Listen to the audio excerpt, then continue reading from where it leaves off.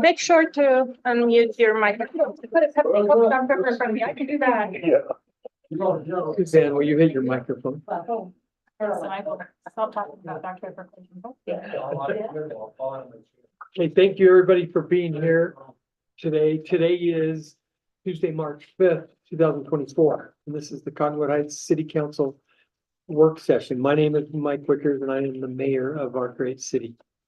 We'll start our meeting today by doing a review of our business meeting tonight. And just a reminder that this is a condensed meeting schedule due to the caucuses for both the Republican and Democrat Party tonight. So this meeting will go to about 5 o'clock. Did I say 5 or 5:15? Between 5 and 5:15, and then we'll start our business meeting at 5:15 and try to get that done at the latest by 6. So let's do a review of our agenda tonight. Councilmember Burrell's nice enough to do the pledge for us, and I've even asked her before, which is a big thing for me at this point. We'll have citizen comment period, and then we have 5 action items, legislative items for us to review as a council tonight. The first being consideration of ordinance 411, amending chapter 19.76, the Cottonwood Heights Code concerning paved activity services. This is under a staff report, so we're going to discuss it here in a minute, so we won't take time right now. But and then that will be in anticipation of voting on the new ordinance as well. Okay, item 4.2, consideration of resolution 2024-10, approving and ratifying a bid and awarding a construction contract for the Town Drive Area Roadway Improvement Project. So our Public Works Director, Matt Shipp, is here. Thanks, Matt. I know you're not feeling great, so thanks for being here, but why don't you give a little bit of background on it before we Okay, so the Town Center Drive is part of 2 things you'll be discussing tonight. It is the reconstruction of this area. It was part of the 5-year plan for reconstruction and maintenance. This is one of those areas that was so far gone, regular maintenance wasn't going to help it. So we bid this out and we are wanting to award it to the low bid. I believe it's Miller Paving. Okay. Any questions or comments from the council? Great. Thank you, Matt. Item 4.3 will be consideration of resolution 2024-11, consenting to an appointment to the Arts Council. And this is I'll let Tim talk about this one. This is a kind of a reappointment. She went away and then come back. Yeah, Emily Smith. So I had the opportunity to interview her. Paula Melger was there as well as Ann Etchell. Emily served on the Arts Council several years ago and had some things come up with her family and also with her children, and she had to take some time away, and she's back now. Those times are behind her and she really wants to be involved, and we interviewed her. She's got great ideas and really good background for this as well, so I'm recommending approval of the appointment. Questions or comments? Council? Great. Okay, item 4.4, consideration of resolution 2024-12, approving an agreement with Metropolitan Water District of Salt Lake and Sandy. So why don't we have our city attorney, Shane Topham, go over what this agreement is including? Yeah, Metro Water came in several months ago and made a presentation about the Conwood Connect pipeline project that's running through much of the city, and to kind of give us a heads up on what was coming. And so before you tonight will be proposed approval of the agreement with Metro Water. They have a statutory right as a special district to use our rights of way to install pipelines and things like that. So we don't really have the ability to say yes or no on that. But we have tried to, in this agreement, cover how they're going to do that, that they're going to give notice to us and to various other governmental or quasi-governmental entities that when they will be closing streets and creating detours. There's an insurance requirement They have a restoration, street service requirement in here that kind of, flushes out some things that are, not quite as, explicit in the statute. So anyway, just, they put the project out to bid and they're going to be getting started soon. So I've asked that we, approve this agreement. Have we had them work in our roadways before? Have to defer to Matt on that. I don't know that we've. Salt Lake, this is also a Salt Lake, but not as far as Metro Water is concerned. I don't recall a project we've done with them. They obviously have the aqueduct that runs through the city that has a wide protected strip. And so we have dealt with them on occasion about that, but I don't recall a project. Okay. We have a single point of contact, Matt, if we ever need to. Yes, we do. They will have a network set up of a single point for residents to call and work with on issues that may arise. Great, because this is gonna be a substantial disruption for a substantial amount of people, so we'll want to stay on top of any comments we get from residents, and it sounds like we've got they're gonna be given a point of contact, and it sounds like we should have that as well in case they reach out to us, so. Great. Yes, correct. Perfect, Appreciate having that. me too, thank you. Especially you and yours in my district that are most. Yeah, I mean, in fact, if it seems to become problematic, it would be nice to keep a running record of some sort that perhaps as council members, we would have access to. You know, and a protocol, if you prefer for us to direct them to this number. I just think the more clear we are at understanding, like if our city manager prefers that they go directly, you know, however you would like us to work together, so it has a very harmonious feeling, because it could get a little stressful with I'm assuming there'll be outright street closures on these local streets, and detours and all these things are coming down the pike. Correct. This fall. Correct. It's something we want to put on our website, maybe? Yeah, we will, we've had conversations with them. We've even had our PR people involved in some of the conversations. When that information's available, I'll make sure I get it to all the council. Okay. And then we'll have it posted and links to the contacts. And it is preferable that all questions go to them and concerns. I don't think we should try to answer any of those because we don't have those answers. Right. And warehouse them in one spot. And we'll make sure we have that the closer we get to it. And they'll be educated on everything that we require when they Yes, they can are. work and Yes, stop yes. and, okay. Great. Correct. I remember they said they have a website as well. They do. We posted it a couple of times. We'll have to, like I said, as soon as the closer we get to it, we'll post it again and kind of keep updating it. If it's too far out, it's forgettable. If it's too close, then we didn't give enough notice. So it's one of those things we'll get out. And we'll get it to the council. I'm sure that we have it. We'll make Although sure there we is have it. there is the point of view that a lot of residents who might be planning projects related to their own home or big family reunion or something for this fall, they might appreciate knowing if their area is targeted for potential street closures. It might be that residents might appreciate the advance notice, not that it has to be prominent on the website at all times. We're probably but- requiring that, right, Matt? I mean, They're required to give notice. They don't know actual exact dates and times of closures till they get within, I would say, 10 days of getting to it. It's difficult to know because you don't know what your schedule is going to change. So once they know, they're required to give notice. For those. and we require at least a 7-day or a minimum. The agreement as well as our code has a set time As frame. a set time, okay.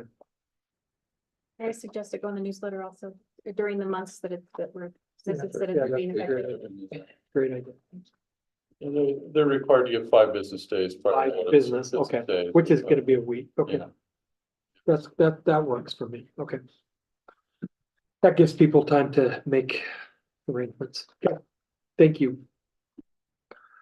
Item 4.5, consideration of resolution 2024-13, approving and ratifying the bid and awarding a construction contract for the Prospector Drive area roadway improvement project. Matt, that's probably the second one you were talking about, right?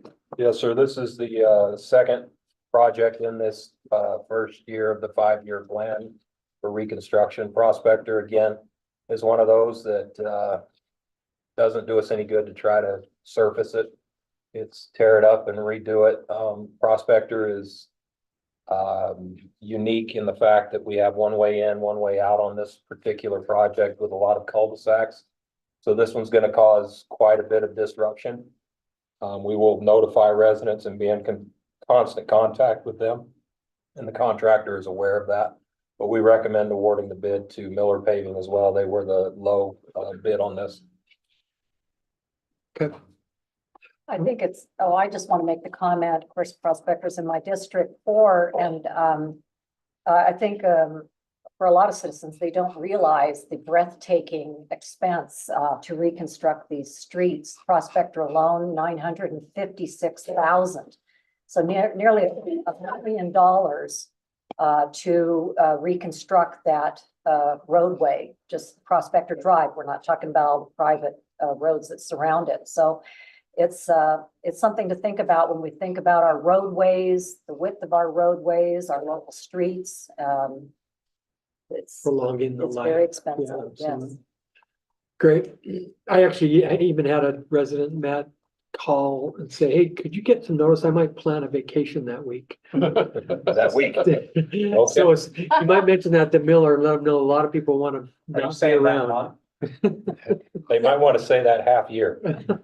So we don't know which month in this calendar year the prospector or the town. They are under once we give notice to proceed, I believe they have 120 days to start and complete.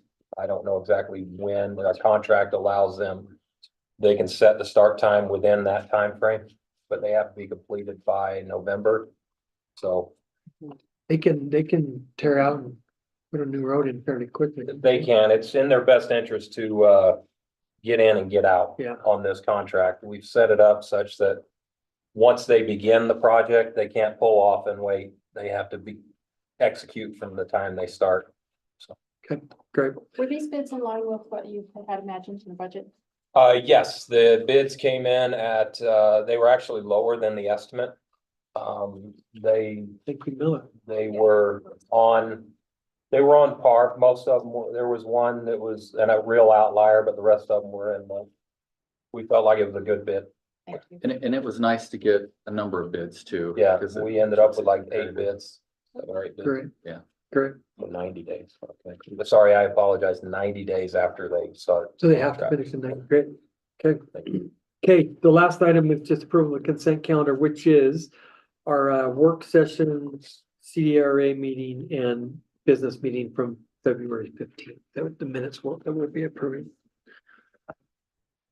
Okay, so item 3 on our agenda today is 3A rather is we're gonna start with our Tavachi continuation of our proposed Tavachi annexation discussion. So we've got a couple of updates from questions that have been asked from staff.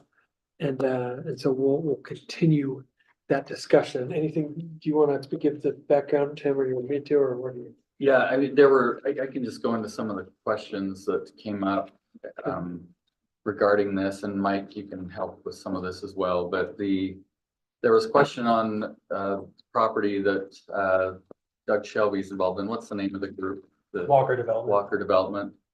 And they are part of this annexation. There are questions on why that they are part of this.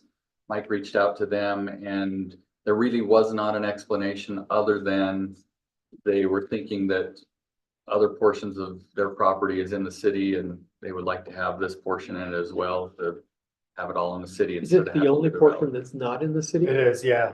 Yeah, the answer he gave is we included it because they asked us to.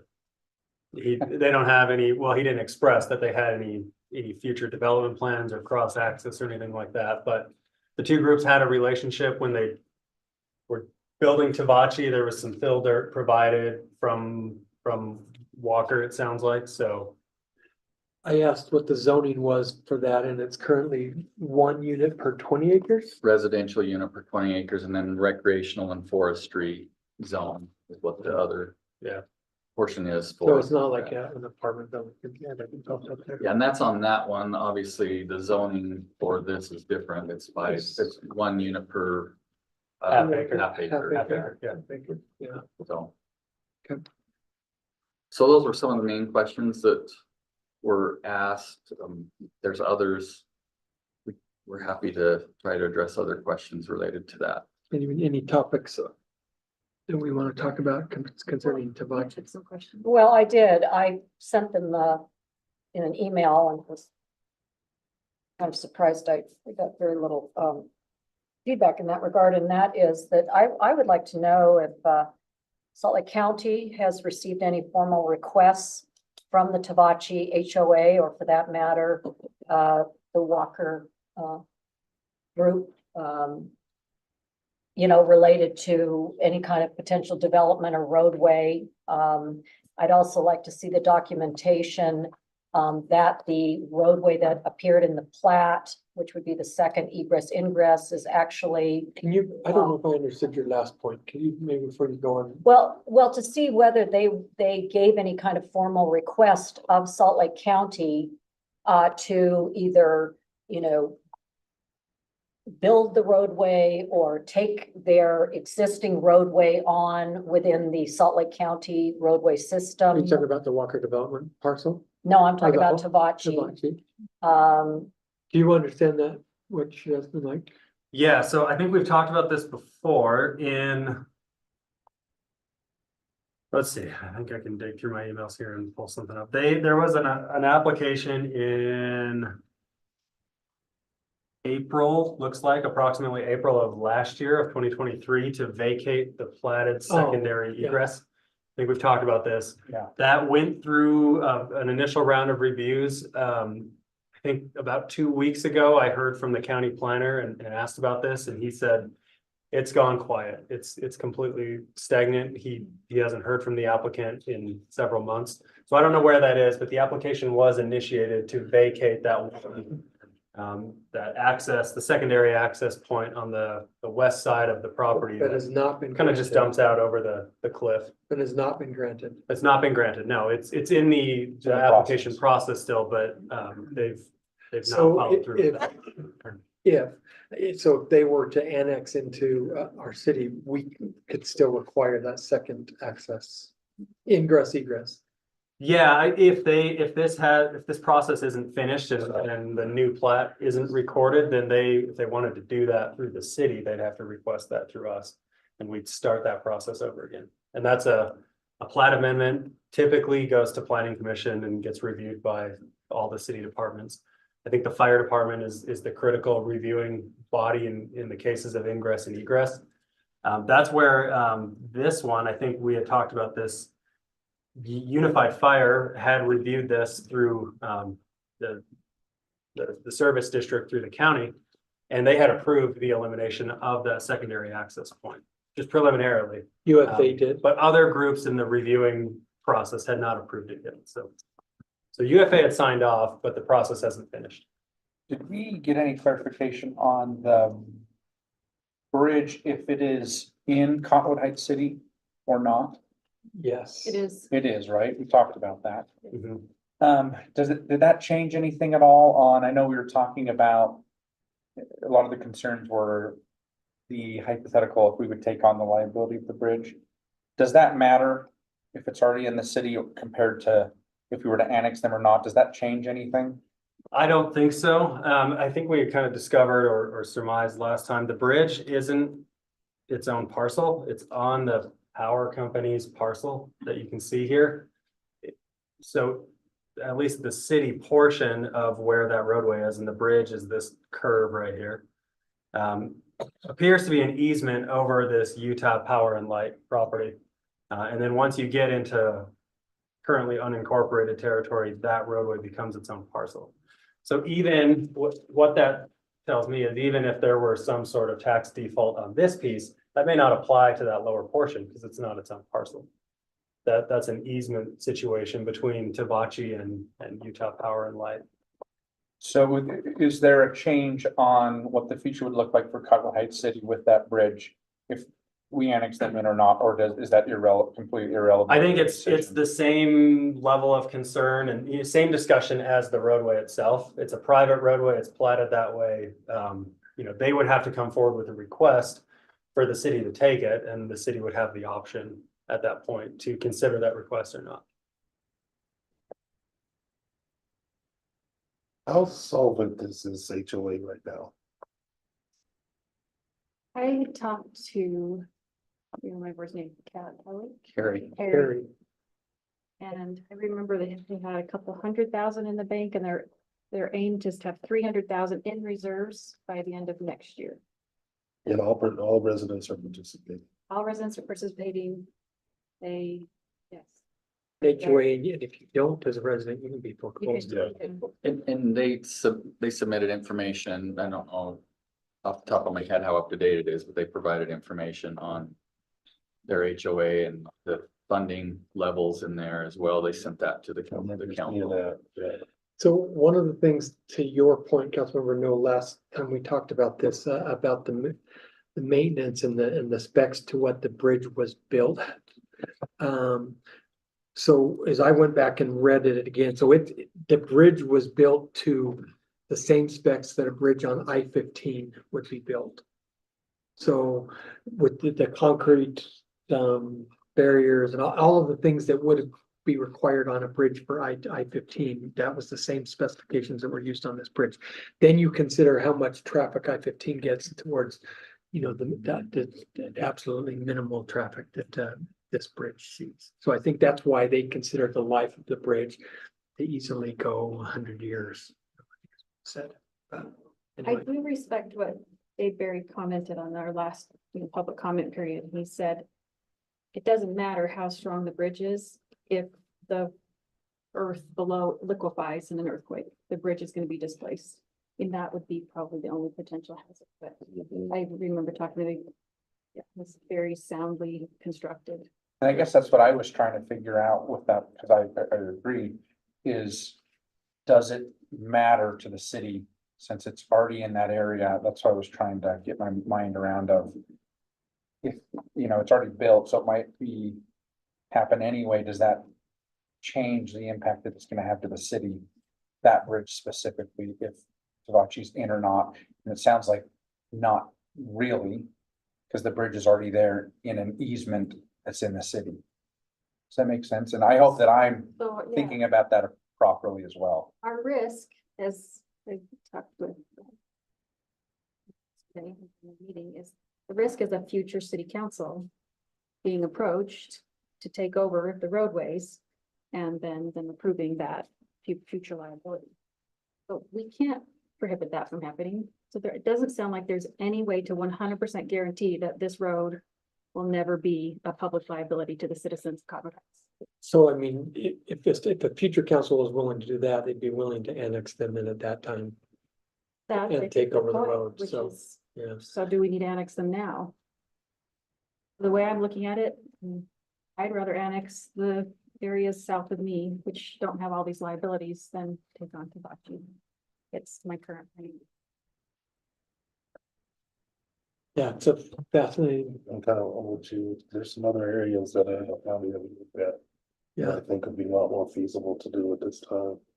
And then I'm also concerned about that easement being through Rocky Mountain Power property as well. What agreements are there that we may not be aware of? is that something? I think it's UPNL. Yeah. Yeah. Yes, yeah. uh-huh. Anything Rocky in Mountain. off the top of your head we'd have to be concerned about? I don't know. I haven't dug into that at all, but typically an easement would be an agreement between two non-city entities. Yeah. Any issues with that would be up to them to resolve and work out. But it's not with us, that's what I mean. Right, yeah.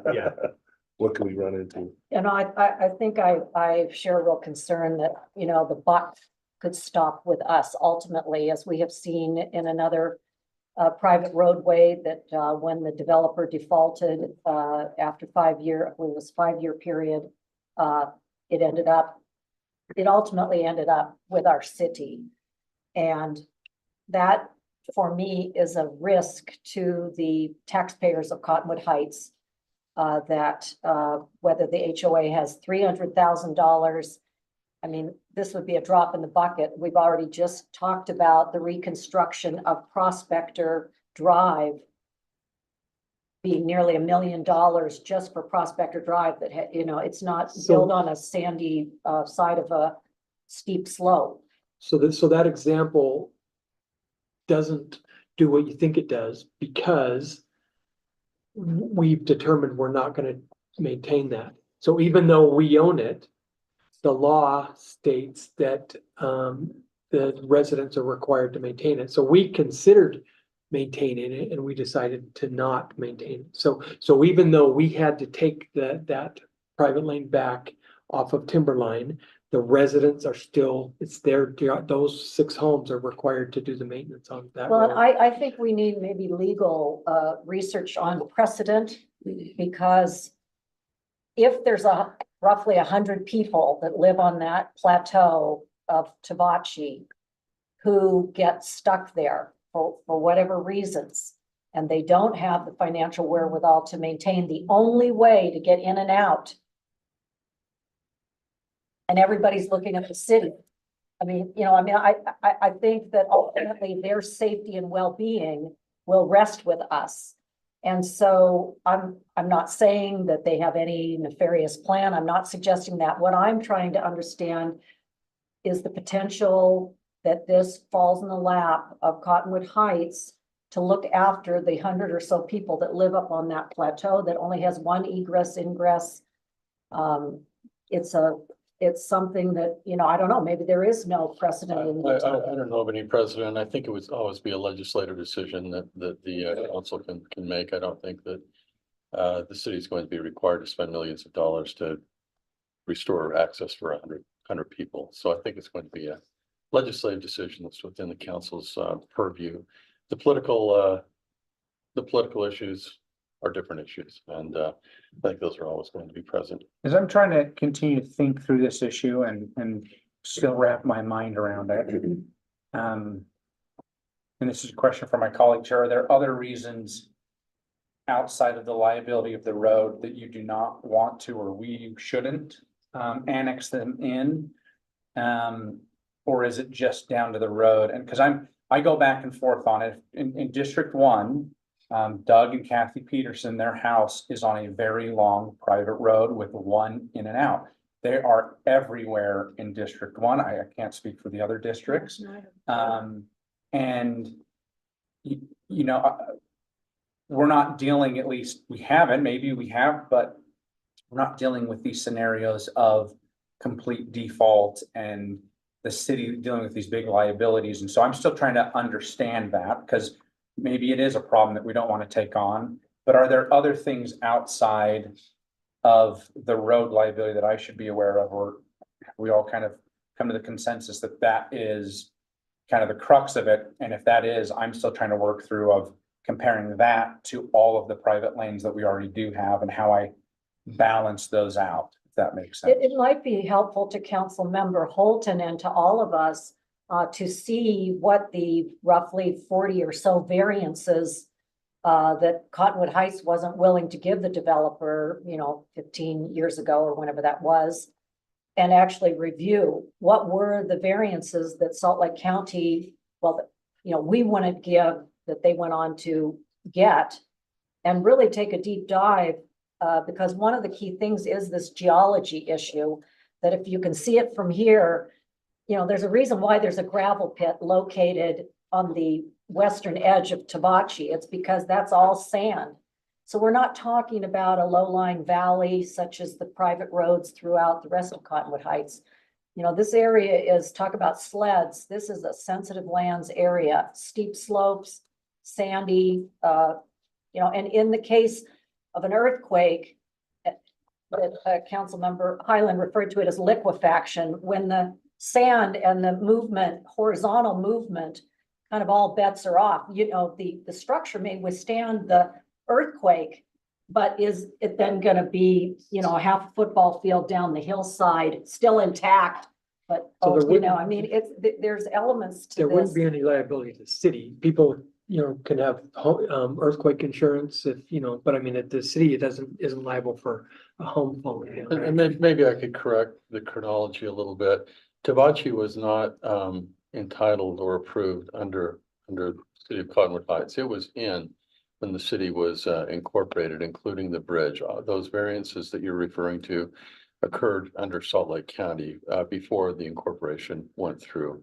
When the incorporation occurred, Tabachi was the bridge was there, and there were the subdivision was platted, and there were a few houses built. But then the recession hit, and then the Tabachi owner developer came into the city and wanted to increase density.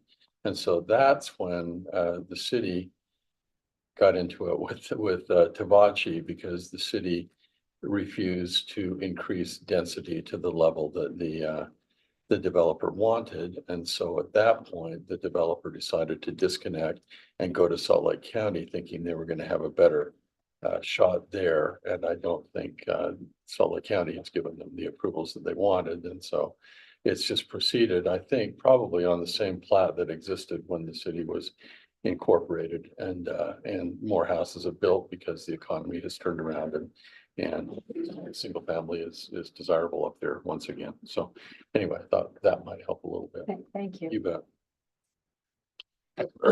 So, the last point I'll make, and then we can move on, but, and so one of the things that, the ways that we run a city is the collection of property taxes to pay for roads. So when we have a development that has a known private road, we're actually responsible for less services than what we give to every other one of our residences. So we have reports of the quality of the road, the bridge. So, whether or not an HOA defaults, there's still ambiguity, but we can decline never even taking back the road, it sounds like, according to Shane. And so, the prospect of ever us having the liability is not zero, but it's not imminent either on something like this. And it would cost us much less than what Nye Drive and Eagle Ray Court cost us. So to maintain, because we're maintaining our roads with the property taxes we collect, and we would not be doing that with the property taxes that we collect from Tabachi. So anyway, not even telling you which way I'm leaning. I just wanted to make sure we're considering all sides of what we're looking at. So the question is, and we can determine when we want to vote on this. If you want, we can put this on another agenda item to have more in-depth discussion if you want or not. I just want to know kind of what the council wants to do as far as consideration of this. There's not. I go a back major and hurry. forth constantly. I don't know. Do you know what, my opinion right now is not right now. Maybe Tabachi at some point, not right now. And why? Because to your point. I don't it's disagree not with that. I'm just. While it's not probable that the road would be our liability, it's possible. And I think we have other opportunities right now that we're considering for increases in revenues, including the price tax, plus these other annexations. Those If other these annexations are- annexations don't go through, I might be willing to look at this again. Are there any private lanes in those other annexations? Do you know? They're not long. When we talk about the scale of expense, we're talking quite small for these small streets they're long private lanes. But they're ground road, they're not, no bridges. So we're not talking the level of expense or the exposure to the city Yeah. that we are with Tabachi. Understood. I was just curious. no, those are good points. I go back and forth and talk to Shive, and I'm like, okay, you made a good point. Help me understand what you're thinking here. So I guess I don't. Would there be a way, Shane, to get a black and white decision on ownership of the road? Way to get a black and white decision on ownership of the road. If the HOA defaulted and the city council and the council came back to us. I mean, I know you went through the process of look. The only way that we would end up owning the road is if if the county gave us back the road and didn't tell us, correct? Or we did it voluntarily, yeah. Or we accepted it voluntarily. But keep in mind, and correct me if I'm wrong on this, if it did become ours, similar to Timberline, we're still not responsible for maintenance of that. It's still an access We still own a fee that's subject to an easement that the only use at this point seems to be providing access to those home sites up there. It's Right, so even if it does default, still under the same ordinance or law that Timberline is under. Timberline Drive. Yeah. correct. And then where do our city services fall in? Who would be responsible for other city services? We would be responsible for Police, public fire, safety yes. for sure. But that's basically it, besides planning and zoning issues when there is planning and zoning, when there's permitting, for sure, there's that. Any changes or any additions to properties, that'll go through community economic development. So those services, but not the street and right of way. So hypothetically, if the HOA or the homeowners there found that they could not maintain that road and it became unsafe, fact that we have to provide city services, police and et cetera, how would our police get up there to provide services if the roadway was in any way condemned due to lack of maintenance and repair? Would be the same situation for all of our private roads. Yeah, it would be a difficult issue. We wouldn't have access. That would be problematic for us. I mean, at this point, I think I stand with the posture that we have other opportunities for annexation that would be from what I can see, a distinct positive for our city. I have still concerns even after all this deliberation and trying to take all elements into account.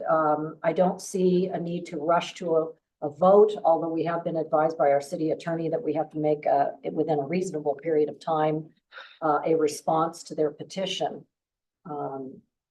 But at this time, if we are going to take it to a vote in the next month or two, I would not be able to support the annexation. And I know we need to move on, but one of my goals, especially with what the legislature just did, is to start approaching and maybe hold a town hall in April for all of these citizens who are south of me and talk about the benefits of joining Cottonwood Heights. With a meeting that we need to make with Sandy City first to tell them our intentions of why we want to do what we want to do. So I see that we could potentially annex these other areas within the year and then revisit Tabachi. Yeah, So two things that I'll just say, just to kind of throw these out there, and then I'm done as well. And then Sean, it's your turn because we're all going. The notion of we already have these other annexations, I don't think that there's a quota that you meet that taps out, or that's part of a calculation in my mind. Also, when it comes to private roads, if we annex areas that have private roads and we're saying that they're not as long or a different, and they are in different Different level of situations. First, there's no question they're different, but what is that line? How long? What grade? I mean, if we're going to throw those things out there, then we need to have some understanding as a council of, we don't do any private, we're not going to annex any private roads or any that are longer than X number of feet or certain grade. And I don't know what that looks like, but I'm just saying, as far as the policy of making this all make sense, it's something that we should just think about. Yeah. No, I like the thought process. The difference obviously being we have an annexation petition in front of us, and those other roads, I'm all for, Councilmember Highlands. So the issue is you've got to get, 90% of those residents to agree to want to be a part of a petition. So It's 90% is the threshold. so if you have 9 homes on a road, you can't have It's just a majority. It's a majority Oh, it's- on annexation. The 90 is the Is tap on it- taxing Taxing district. Okay, So it's a simple majority. so it's My recollection is it's a simple majority by land area and The value, I think, is the same, might be a different Yeah. taxable value. So it's significant, a certain number. It's not Open those options, do that in those areas. So the 90% is the The- annexing into a service district. Is that right? Yeah, Taxing There's district. a- Taxing the district. Heights Rec Center, for Yeah, example. okay. That's the distinguishment. Okay. So do you want to have one more conversation about this? In the future You know what, council I don't think, we'll see. TPD. TBD. Yeah, we might just, Thank you for the nice discussion. yeah, that was constructive. Thank you all. Okay, I think we need to act one way or another within a month or two, I'd Okay. say. we'll do it sooner than that. Okay. Yep. We'll do it sooner than that. Okay, item B on our staff reports is a zoning text amendment. So Mike, why don't you Yeah. keep us and- awake with those, please? I'm gonna go fast. There's a lot of them. They're very technical. I would say most of them are fairly insubstantial. So I'll try to scroll through fast. You've been given the packet and I know there were some questions on one of them, so maybe I'll just end with that one. And then we can continue this. This is all just city initiated ordinance cleanup, so there's not a real sense of urgency. And there are quite a few pages here, so I'm gonna skip dog boarding for now. Basically, these all came about because anytime there's a question that's in a gray area of code, we have this practice of kind of documenting, we think the code means this and this is our zoning interpretation, and then at a future date, we codify that. We're trying to now codify some of these interpretations we've made. As minor as, hey, we allow time and temperature signs at banks to be electronic, but gas price signs aren't mentioned anywhere in code, so we're adding that. We have rewritten our bond chapter of our ordinance to just match what the state code currently allows in terms of development performance bonds. There were some things that were out of date, like the warranty amount that we can retain and the amount of time we can retain that for. So we've cleaned that up and consolidated that. And if you have questions, stop me, otherwise I'll just keep going. Accessory buildings are allowed in every residential zone except for one, and I don't think that was the intention, so we've added that back into there. Our sensitive lands ordinance has a lot coverage requirement. This is in the sleds chapter. That says if any portion of your lot that's sensitive is limited in how much impervious surface can cover the lot. We're not changing that or proposing to change that, but we are adding that stipulation to each residential zone, because there's also a lot coverage standard in the residential zones. And if someone didn't know to go look at the middle of the sleds chapter, they wouldn't know that impervious surface requirement. And that's a applies. percentage, right? It's a percentage, yeah. Yeah, so it's, if you're in sensitive lands, it's 30% impervious surface. If you're not in sensitive lands, it's just 50% lot coverage with buildings. So we've just added that for ease of use.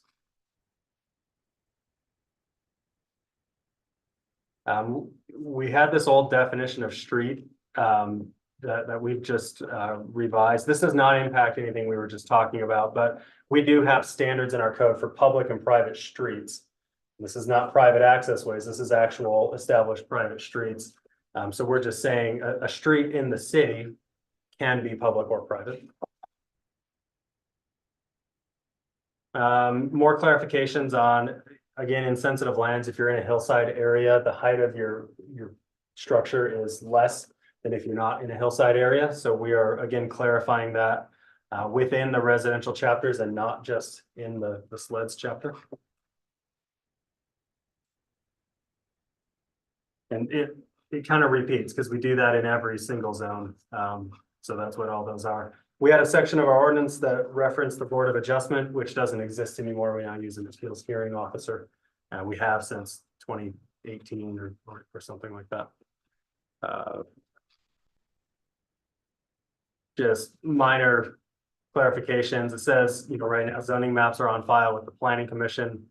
We've just changed that to the Community and Economic Development Department.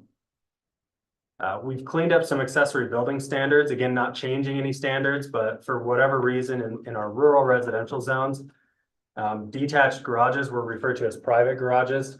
We're just calling them detached garages. It doesn't, I don't know of a public garage on private property. That it was just kind of an old wording error. Clean that up. Just while you're doing this, Yeah. like, I'm thinking of, the pines. Mhm.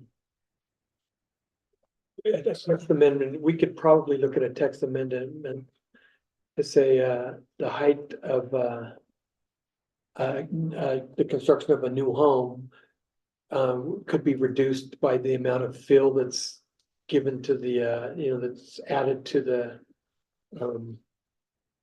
what do you call it? The Yeah. existing. To the, I mean, the is there any existing reason we couldn't do a text amendment saying that? The council could initiate that. We'd have to look into the impacts of that. We have a standard of measurement that's from existing grade, and then when you do a subdivision, typically there are going to be city requirements for how you have to grade a property, just minimum requirements, and that becomes the new existing grade.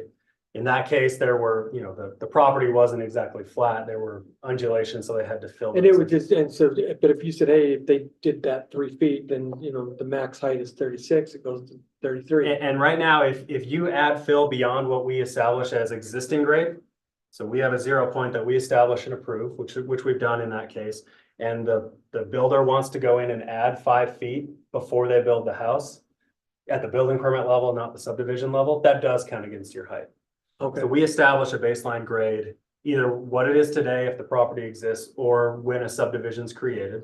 And that does involve some grading and some fill, which is what happened in Dover Hill. Yeah. But then if the property owner wants to go in and add fill above that established grade, that counts against your height. But if we want to revisit that, we certainly could. Okay. We've defined a key lot. We have these lots in the city where it's the lot next to a corner lot, where one person's front and side yard is another person's rear yard. And, when you're doing fencing or measuring setbacks, especially fencing, it's a little arbitrary right now. Because if one person applied for fencing, it would be one standard, and if the other person applied, it would be a rear yard standard, and it's completely different.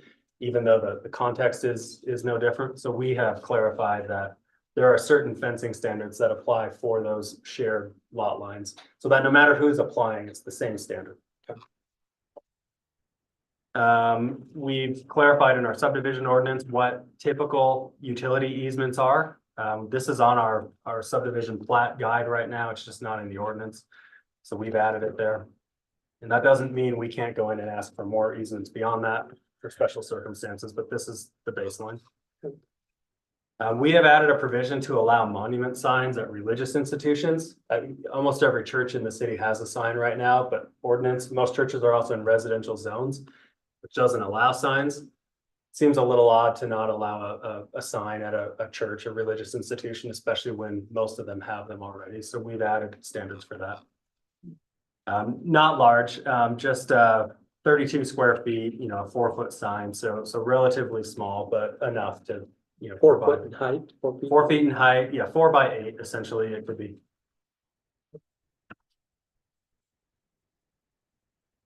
Lighting, we had a section in our outdoor lighting ordinance called exceptions. It's better referenced as additional lighting provisions because they weren't really exceptions to anything. They were just additional standards. More accessory building cleanup. We've done this throughout the ordinance. Same thing with detached ADUs. We've clarified they are considered accessory buildings. It was just a little bit unclear before. Okay, and that takes us through most of the inconsequential, I don't want to say inconsequential, but technical updates. And then home dog boarding, we have a definition in our ordinance right now for kennels, but we don't have any standards associated with kennels. So in the past, when these applications come in, we've processed them as, commercial daycares basically, which isn't a great fit, but it's in Utah, you have to give deference to the property owner and try to find a way to make things work if it's even a little bit unclear in the ordinance. So we have now added 2 recommended uses and standards for commercial pet boarding and home pet boarding. Commercial pet boarding, we are proposing to allow in our regional commercial zone. So our main, just primary commercial zone. And then we've established some basic guidelines regarding the amount of animals that can be there compared to the amount of caregivers on site. And then the amount of space that's needed for an animal to be boarded. And we've kind of done some research on this to figure out what works best. So it's one caregiver per 10 animals, 60 square feet of boarding area per animal. That doesn't include kitchens, lobbies, restrooms, things like that. And then plans for overnight and emergencies. We don't want to say yes or no to overnight care. We don't want to say necessarily staff has to be on site overnight because different dog boarding places do different things. But we do want a professional analysis of what is the plan here. And then those would be considered conditional uses in the CR zone, and they go to planning commission for review. Home pet boarding, we've modeled after our home daycare provisions. This would not be overnight boarding in residential areas, but basically residential doggy daycares is what this would typically be. We've divided it into minor home pet boarding and then standard, similar to home daycares. Right now, you could operate a home daycare out of your home with up to 6 children, including your own children. And all you would need is a business license. It doesn't require a hearing. We just review it and issue a license and you can operate, obviously with state licensure as well. And then we have a standard home daycare that's above 6 that goes to planning commission. So the state actually regulates that. The state reviews them. So the state will review childcare providers. They'll have to be licensed with the state. And then the county health department reviews business license as well, even in residential areas. But in terms of an actual inspection of these childcare, Yeah, I think the inspection is done through the county, but then the state will require a certain number of caregivers per child, and that's where those standards come from. For pets, we are proposing, yeah. There was legislation that just increased that to 8 children, so our code would need to be modified to come in compliance with the state. Modified what to 8 children? The state just passed just one of the bills that said you could have up to 8 children in in-home daycare, correct? Daycare. Okay, because we do allow up to 12. It's just after 6, you have to get approval. Well, I'll look at it, but that's a good point. Let's look at it for sure. Good, thank you. I'll make a note of that. That's great. For pets, we are proposing a minor pet boarding. It's just a permitted, you get a business license and it's issued. You follow these standards where, pets outside have to be accompanied. And it's up to 4 at any given time. 4 pets is what our animal code allows right now. Anyone in here, if you live in Cottonwood Heights, could get licensed for 4 pets. You just get your animal license and you're good to go. So we felt 4 isn't creating more of an was impact. 3 at one time? Was it ever 3? It's 3 of the same. 3 of the same kind and 4 total, yeah. And So what a does that- maximum of 3, you have 3 dogs and a cat. Yeah. Is the idea. So this would allow potentially 4 dogs instead of 3 dogs and 1 cat or 3 cats and 1 dog. But the number of animals is not substantially different than what just a resident could have right now. But it doesn't make reference to the fact that that owner might already have 2 of their own dogs and then can take on 4 more. I believe No, I think that it does. does. It is including their own. give your own, it's including. Yeah, I think that language is in there and The only way you can have we more. bring this yeah, back. Yeah. Well, I'll verify that, but I do remember adding that in. So I'll make sure that's in there. A standard one would be over 4, a maximum of 6. So we're not proposing a very high number of animals in a residential area for business hour dog boarding, but up to 6. Again, you've got standards that you need to meet, no signage, parking areas for pickup and drop off, very similar to actually our home daycare standards. And this one would have to go through planning commission. So that's where that is right now. We can bring this back for further discussion, but that's an overview of everything in here. Okay. Any questions? No, thanks for all your hard work. So if you read my email, I think this is a substantive change. This isn't just a clarification change, and that it should be approached in a broader discussion of the commercialization of residential properties. Because I actually disagree. Which one specifically are we talking about? Just the home pet boarding. I agree with the commercial, just the home pet boarding. Just remove that so that we can pass everything else. And then talk about, because of our recent pickleball dilemma, the renting of backyard amenities. I had somebody on Sunday ask me if I would rent my backyard for a wedding. And I'm like, no, I will not do that because of the nuisances. I actually use a dog service who keeps my pet overnight, and she does so very responsibly, and my dog is so much better off. than being in a kennel left unattended at a commercial boarding. And it gives her an opportunity to have extra income and her children involved in this. She doesn't have her own pets. This is the way she gives her children an opportunity to have pets. So I have some issues with the Restrictions on it? restrictions, but I also think that to principle guiding policy, that we take this section out and have a broader discussion about the commercialization of residential properties from apps like Rover, Swimply, Neighbor. Okay, great. You can come use my garage for storage. You're not creating a nuisance of having 8 cars in front of your house to play a pickleball tournament. So Didn't you say this had to go to planning, Mike? This has gone through planning. Oh, it's commission already gone Yeah, through. they recommended approval, but the first time, a previous cycle, they pulled out dog boarding to give us time to do more research, and then this is what we came back with and what they approved. But if the council wants to do the same thing. I'm that's okay, easy. I'm okay with Councilmember Harlan's suggestion and then. I mean, I'm okay with that. And then, but let's get real specific on what you're requesting versus what they've approved on it. Are there other things in there that are commercial as well? If we're looking at this dog issue, are there other things that, Not in terms of use, not in this round of updates. But we There's a- allow, we we allow allow for home dog kennel. occupations throughout the city on a Yeah. variety of different types of uses. And they could, if they're in the right zoning, they can do whatever they I want. just didn't want to take up the time today because we don't have Yeah. much time, but when you and I had a discussion about, yeah, great, have a private pool lesson, a swimming lesson in your backyard. That's one person or a very small group. That's different than 40 people in your backyard having a party. And I think we're going to have to look at that as a city about what we'll allow and what we don't because of the increase of side hustles and this gig economy. It's coming right at us quickly. So I do have some specific things about this dog boarding, but again, broader discussion, and I don't want to take the time today because we don't have it to talk about the dog boarding specifically. On pet boarding. I support having that come up in a future work session and have it removed from this. So just remove the home dog boarding for now, and then we'll come back with, It's not that we're not gonna support what's there. but that's we'll have okay, a no, discussion. understood, yeah, totally fine. Okay. These other items we're talking about, we'll schedule for consideration then Yes. at the next meeting. I support all the other changes. Okay. Great. Thank you. Item C, 3C rather, is the sports courts discussion. And the ordinance is done. There's been a couple changes, but Mike, why don't you tell us what those are real Yeah, quick? thank you. This is an item for voting tonight. So Yeah, we have, the main change is that we've called this, the planning commission recommended calling this non-building structures. That's a building code term already, and it applies to things like utility lines and, underground pipes and things like that. To avoid that confusion, we have called what the planning commission recommended. We've called them paved activity surfaces instead of non-building structures. And then I think that's piece to share tonight is how we've defined this.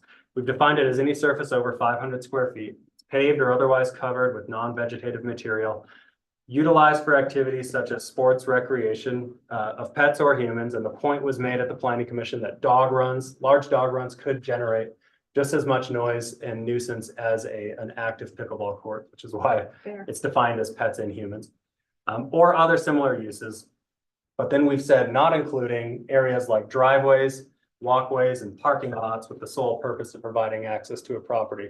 Because I think that would be an unintended consequence of anytime someone builds a driveway, we'd make them sign a noise affidavit.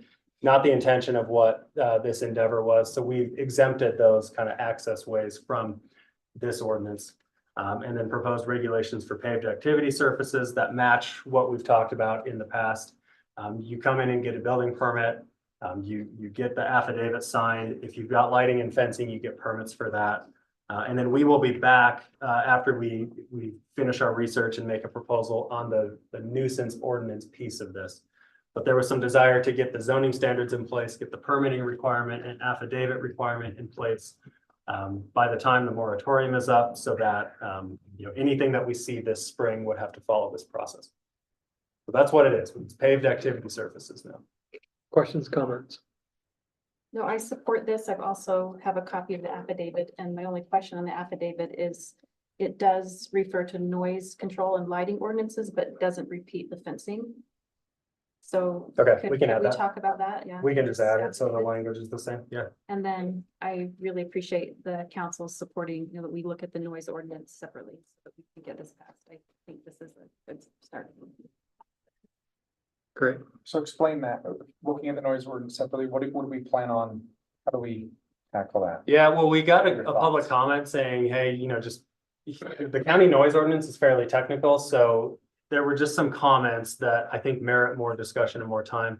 Frankly, more research, and we probably need to have a meeting with Salt Lake County to make sure that as we define a noise violation as a nuisance, that we're doing it in the right way, because there's a maximum noise violation, and then there's sustained noise over ambient surrounding noise, that's a violation.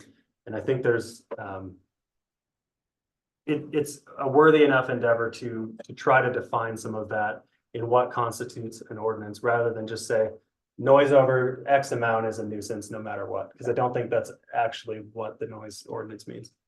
And the noise ordinance in the county was written in like 1984. Pretty It old. was for sustained noise. It's not intermittent noise. And there's just some clarification. And the county has told one of the residents in my area, we're not touching that. You're going to have to go after that person civilly. So there's some issues that need to probably be talked about. Great. Thank you. We're gonna move on. We're item 3D is got an update from our Public Works Director, Matt Ship, on our SS4A grant. So Matt, tell us what's happening. Well, the SS4A grants, as you're aware, it's the Safe Systems for All program put out by the federal government. It's about $1 billion a year for the next 5 years. We're in year 2 of that program. The federal government, well, Cottonwood Heights, in conjunction with many cities in the Wasatch area, through Wasatch Front Regional Council, is preparing a comprehensive safety action plan, which is required for making application for any of those funds for the SS4A grant. The federal government a week ago, maybe a little bit more, came out with their notice of funding opportunity, which set a couple of deadlines for applications. I've outlined them in the report. There are 2 types of applications. One's a planning and demonstration grant, and they've given three dates of application: April 4th, May 16th, or August 29th. And then there's the implementation grant, which is the actual design and build grant, which the application is due May 16th. That has been pushed up quite a bit from what they normally do. We were expecting this July, August, but it's in May that the application is actually due, which is before our fiscal year. And it's, it needs, I guess we need to be done. If we're chasing any of that $1 billion that's available through the SS4A, we need to have our application in by May 16th. Now that's kind of put this in a fast mode, if you will. I have met with a firm who does these and asked them if they would be willing to help out with this. Obviously they will. They've given me a cost estimate for that. Really, this is such a big issue. I mean, it's such an issue that council needs to have this discussion on where we want to put our focus on this SS4A grant. 1, if we want to go after it this year. 2, what type of grant? Do we want to go for the implementation grant, or do we want to go for the planning and demonstration grant? Or 3, we want to wait and apply next year for any of those grants because of the short time frame. Now, I'm recommending, or I'll toss this out there as an idea. This is not the only idea. Don't write this in stone, okay? This is not the only idea. We've talked a little bit about Bengal and Highland, this project here, where we do have some shortfalls. In meeting with this firm, we have discussed this, and it does actually meet the criteria for the SS4A. But one of the other things we can do is extend this project down to 2,700. Adding those safety features for the SS4A, which would then connect 2,700 to the fields, to the rec center, to the high school, and all of these locations. And then at the same time, and I know we're pushing the Fort Union project, especially the town center area, and there's state discussions on funding on that road as well. But also at the same time in this application, making a supplementary application with it for funds to do the design and design of Fort Union for whatever features we see we would want on there. So there's one opportunity for an application of implementation this year. That is not, once again, that's not the only one. I don't want to, there is Fort Union. There's Creek Road. There's a myriad of, One application, I'm are sorry, you limited to? you're limited to one application on a Each fiscal year, yes. Okay. So as I look at this, are there some typos here? I'm looking at, the amount in the Safe Systems for All grant. Okay, so that's really, okay, so that's, we're talking $1 billion, but that's not, so these numbers, when you say go for the implementation grant, you're talking about the one that we've been working on for some time that is at the Highland and Bengal intersection, but then extending it to as far east as 2,700 east. And that right here, it shows up as 580 million. Did you mean to put 580,000? No, all I'm doing is showing in this is what money is available in the implementation grant this year. Yeah, The but federal government is allocating $580 million in implementation grants. And they're allocating out of that billion, 687,000 in planning and demonstration grants. No, I understand all that. I don't mean to interrupt you, but I know our time is tight, so that's really not. My question is, what is the estimated amount that we would be going after if we go with your recommendation for the implementation grant? Because my understanding is we have to meet the $2.5 million threshold, which then the local match would be 500,000.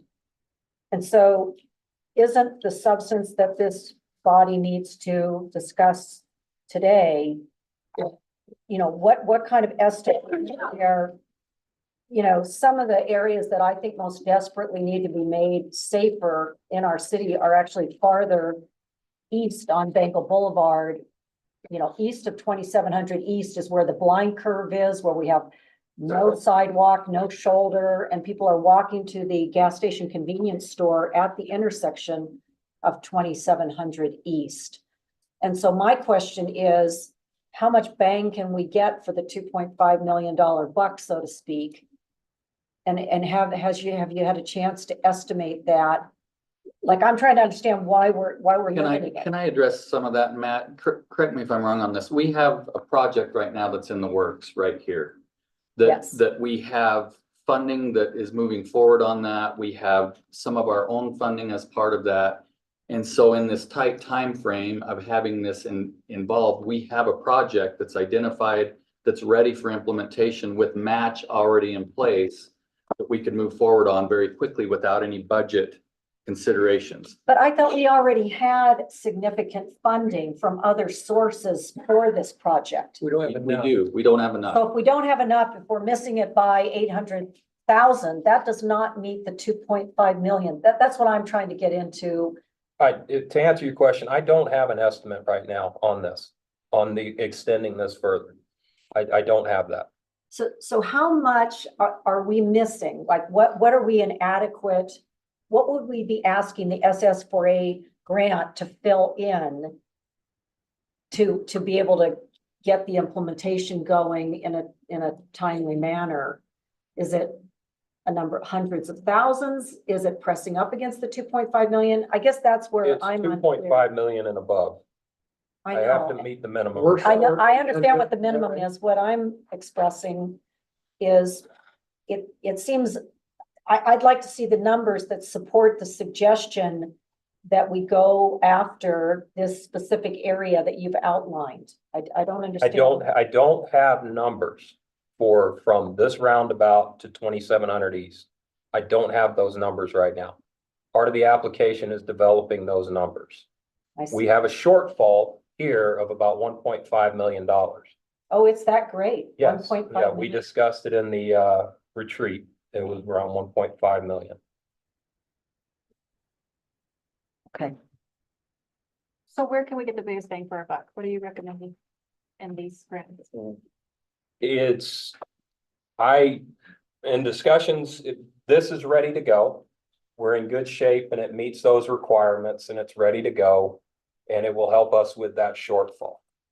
So I think we'll get that, but also understanding the council's desire on Fort Union to especially improve the town center area for safe mobility for all through there, adding that along to the application so that we can put ourselves in a better position next year to apply for the implementation of the Fort Union money.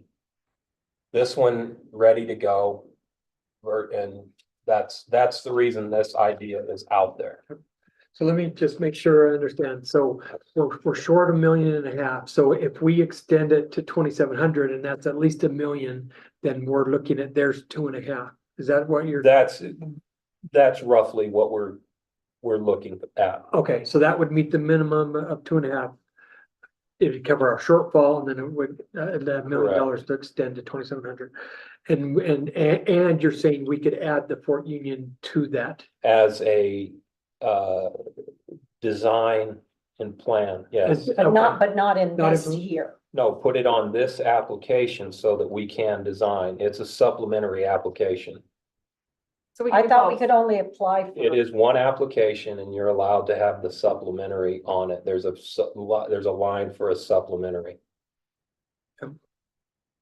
For design. I'd be all So for don't that. you, why not? I think, why wouldn't we just do what you're recommending? Well, when we do this, and I wanted you to understand the matches that there are involved and it is the minimum is, yeah, it's 20% no matter whatever we end up getting. We've already So- matched the 1.5, though, right? No, Or this we haven't done that. this would take into account, we'd have to still come up with the 20%. If we got $500,000. the 2.5, we would still need the $500,000.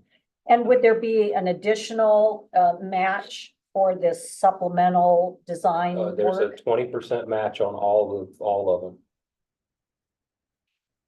So again, to make sure that I understand, so we would possibly, if the federal government said thumbs up, not only to our request for this portion of Bengal Boulevard, but also for this supplemental design work, what part are we talking, strictly that intersection of 2,300 East and Fort Union Boulevard? Or are we talking about what we had all talked about as a council months ago of the most dangerous area that we see on Fort Union, which is from roughly, just east of Montview Park, excuse me, west of Montview Park, eastward to Hillside Plaza? This would be whatever direction the council would like us to go in.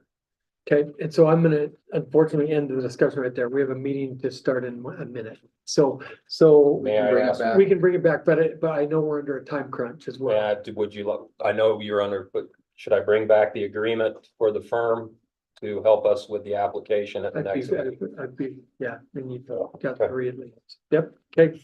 So I'm gonna forego the review of our calendar, hope that you'll live with me for that.